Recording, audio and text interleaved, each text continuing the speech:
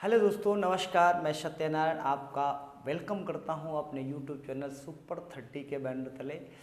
आइए, आज जो हम जॉब नोटिफिकेशन के साथ उपस्थित हैं वो राजस्थान स्टेट के लिए है और राजस्थान स्टेट के द्वारा ये जॉब नोटिफिकेशन जारी किया गया है। जॉब के लिए ये वैकेंसी लाई गई है और आज हम वैकेंसी जिसके बारे में बात करने वाले हैं, राजस्थान वाले अलर्ट मोड में ये जॉब नोटिफिकेशन को ध्यान से सुनेंगे, क्योंकि एक एक चीज़ आपके लिए बेहतर हो सकता है। और जो राजस्थान के जॉब नोटिफिकेशन का बेसब्री से इंतज़ार कर रहे थे, उनके लिए ये खास हो सकता है। आइए जानते हैं। RPSC RAS एग्ज़ाम 2024 के द्वारा ये वैकेंसी निकाली गई है।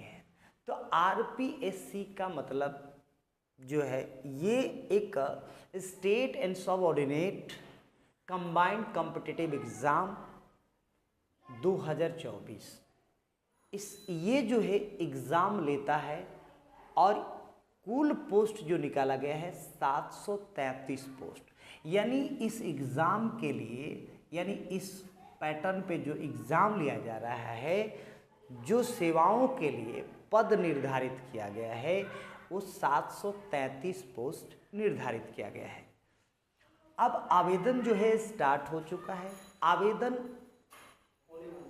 होने वाला है, आवेदन जो है स्टार्ट होने वाला है।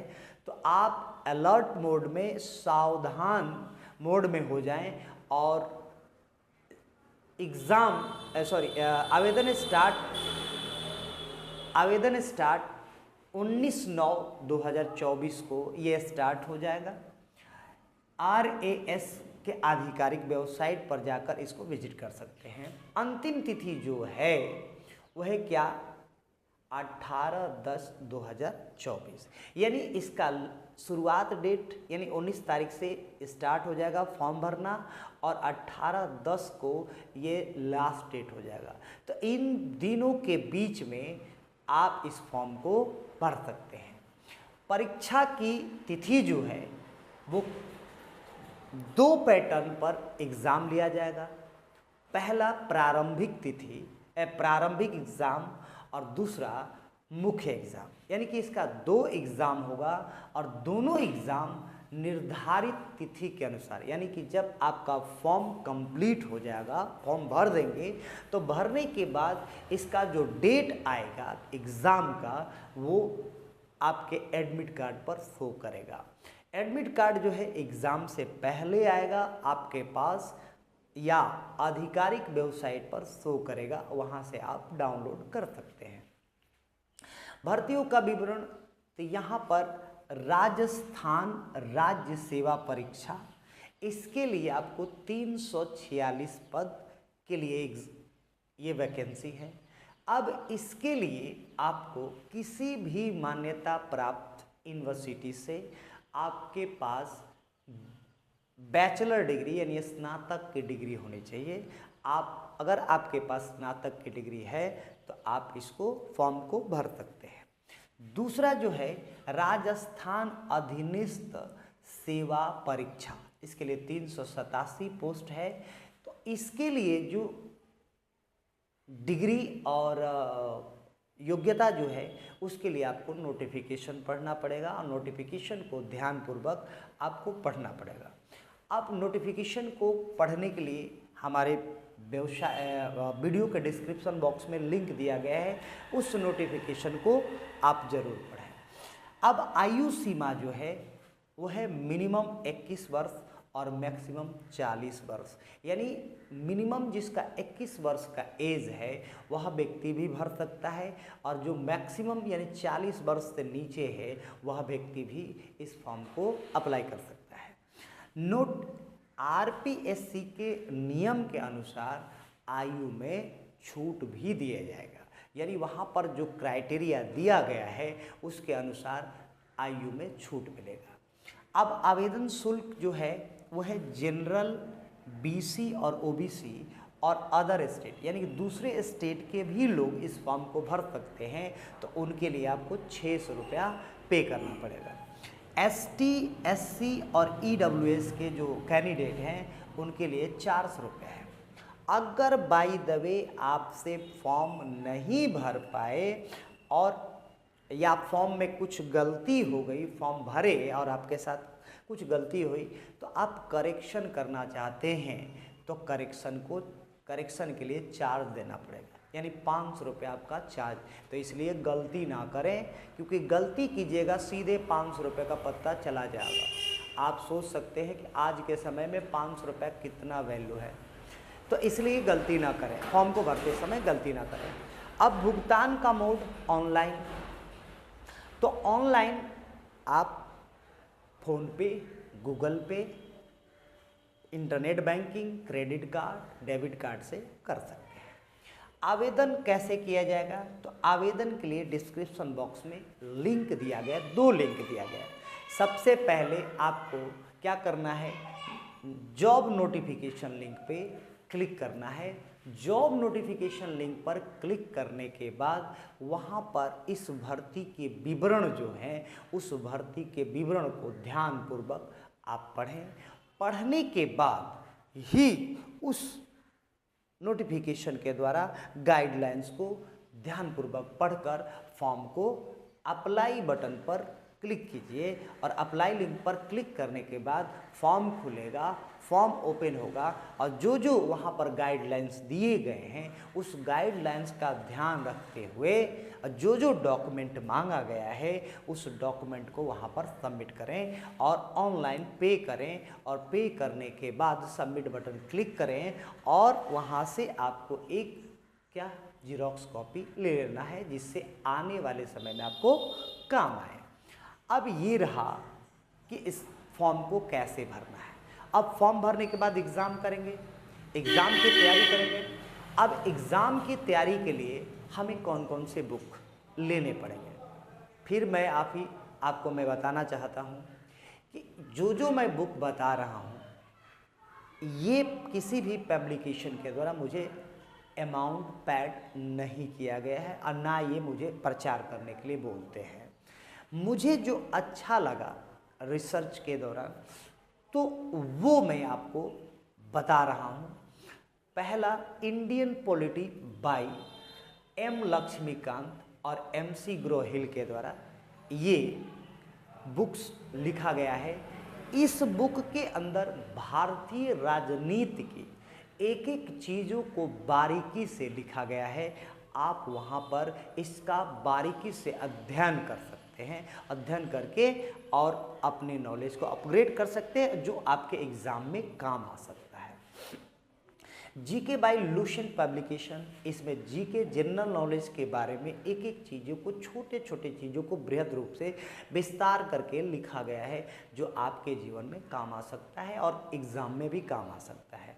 Rajasthan GK by Arihant expert, Arihant के द्वारा राजस्थान के बारे में, राजस्थान के एक एक चीज़ के बारे में विवरण सहित समझाया गया है। उसको आपको पढ़ना चाहिए और पढ़कर एग्ज़ाम में आप उसका लाभ उठा सकते हैं। उसके बाद इकोनॉमिक सर्वे एवं बजट, जो गवर्नमेंट ऑफ इंडिया का जो बजट आता है इकोनॉमिक्स, उसमें कहाँ कहाँ पैसे कितने खर्च होते हैं, किस पर कितने परसेंटेज खर्च होते हैं, उन सभी चीज़ों के बारे में एक एक चीज़ें, एक एक टॉपिक इस पर क्लियर किया गया है। अब ये 4 बुकें जो है मेरे सुझाव से, मैंने बहुत रिसर्च किया, हमारी सुपर 30 की टीम ने बहुत रिसर्च किया। रिसर्च करने के बाद ये बुक जो है बहुत बेहतरीन और अच्छी क्वालिटी की और अच्छे इसमें नॉलेज दिए गए हैं, वो आपको सुझाव दिया जा रहा है। अब RPSC RAS एग्ज़ाम के लिए क्या क्या टिप्स हो सकते हैं, क्या क्या सुझाव हो सकते हैं।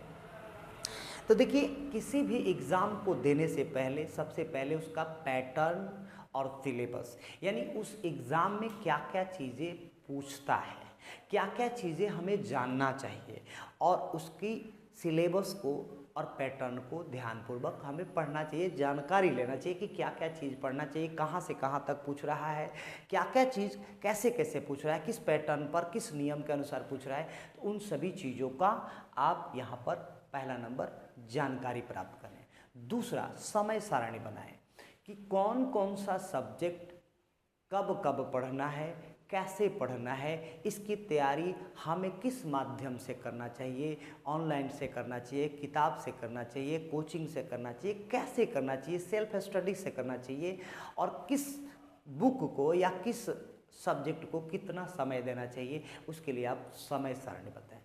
तीसरा चीज़, आप अपने सेहत का ज़रूर ध्यान रखें, क्योंकि सेहत है तो सब कुछ है, सेहत नहीं है तो कुछ नहीं है।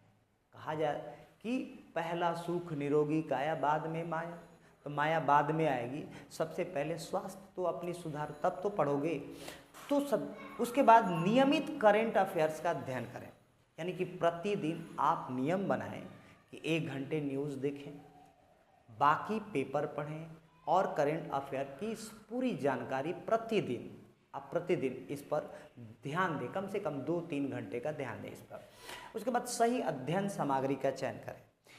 आपको क्या पढ़ना है, सपोज मैं आपको बता नहीं रहा हूँ, लेकिन बस थोड़ी सी समझाने की कोशिश कर रहा हूँ कि आपको पढ़ना है, मान लीजिए इतिहास, आप पढ़ रहे हैं क्या, मनोहर कहानियाँ, चुटकुले, तो ये सही सामग्री नहीं है, क्योंकि आप एक गजटेड एग्ज़ाम की तैयारी कर रहे हैं, और तो इसलिए वहाँ पर सही सामग्री का चयन करें, सही अध्ययन सामग्री का चयन करें, क्योंकि वही आपके काम आने वाला है, चुटकुले काम नहीं आने वाले हैं। माफ़ कीजिएगा मुझे, तो चुटकुले काम नहीं आएगा, आप सही सामग्री का अध्ययन का चयन करें। उसके बाद मॉक टेस्ट और प्रैक्टिस टेस्ट जरूर दें, क्योंकि देखिए आजकल वेबसाइट पर बहुत सारे इंटरनेट पर मॉक टेस्ट इंस्टीट्यूट ले रहा है, आप उस पर शामिल होइए और टेस्ट सीरीज में अपना टेस्ट दीजिए, प्रैक्टिस कीजिए, इससे आपका पता चलेगा कि आप कितने पानी में हैं, ये आपकी तैयारी कितनी है उससे पता चलेगा। उसके बाद आत्मविश्वास बनाए रखें, क्योंकि देखिए क्या है, आत्मविश्वास नहीं रहेगा तो सफलता बहुत कम मिलती है। आप सोचिए, दशरथ मांझी जो 22 वर्ष तक तपस्या किया, तपस्या का मतलब क्या है, विश्वास बनाए रखा कि हम इस पहाड़ को तोड़ेंगे, और उसने तोड़ कर दिखाया। तो इसलिए आत्मविश्वास से बड़ा कोई विश्वास नहीं होता है। अगर आपके अंदर विश्वास है कि हम ये कर लेंगे, तो आप जरूर कर लेंगे। बस आपके अंदर विश्वास है तो बस केवल डेट आना बाकी है, बस विश्वास बनाए रखें। उसके बाद रिवीजन पर ध्यान दें, यानी कि जो भी आपने पढ़ा उस पढ़ाई को हर 7वें दिन रिवीजन कीजिए, हर 7वें दिन रिवीजन कीजिए, हर 7वें दिन रिवीजन कीजिए, हर 7वें दिन रिवीजन कीजिए, जिससे क्या, जो आप पढ़े हैं वह चीज़ आपके लिए क्या है, बेहतर साबित हो। कैसे? अब जैसे मान लीजिए आपने ये पढ़ाई किया, तो पहले दिन आपने मान लीजिए किसी भी चीज़ को 1 घंटा पढ़े, तो दूसरी बार जब रिवीजन करेंगे तो आपको 1 घंटा नहीं लगेगा, 45 मिनट लगे, 15 मिनट का समय का डिडक्शन।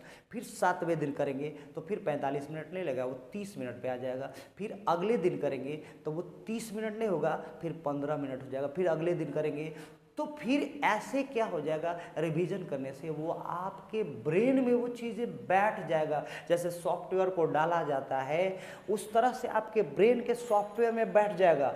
जैसे अच्छा ये चैप्टर पर तुरंत एक एक चीज़ आपके माइंड में वो लिखा और चलने लगेगा, टेप रिकॉर्डर चलने लगेगा कि अच्छा ये है चीज़, यहाँ से ऐसे ऐसे सारा चीज़। इसलिए रिवीजन पर ज़्यादा ध्यान दें, रिवीजन करके आप अपने आप को बेहतर बना सकते हैं और एग्ज़ाम को क्रैक कर सकते हैं। ये वीडियो ज़्यादा से ज़्यादा उन लोगों के पास शेयर करें जो राजस्थान से और आरपीएससी का इंतज़ार कर रहे थे और वो एग्ज़ाम में एक एक चीज़ों को छोड़ ना पाएँ और एक एक चीज़ों की तैयारी के लिए क्या करना है उस सारी चीज़ों का इन्फॉर्मेशन केवल और केवल सुपर 30 दे रही है। और ये वीडियो सभी लोगों के पास शेयर करें, लाइक कीजिए, सब्सक्राइब कीजिए और बहुत बहुत धन्यवाद।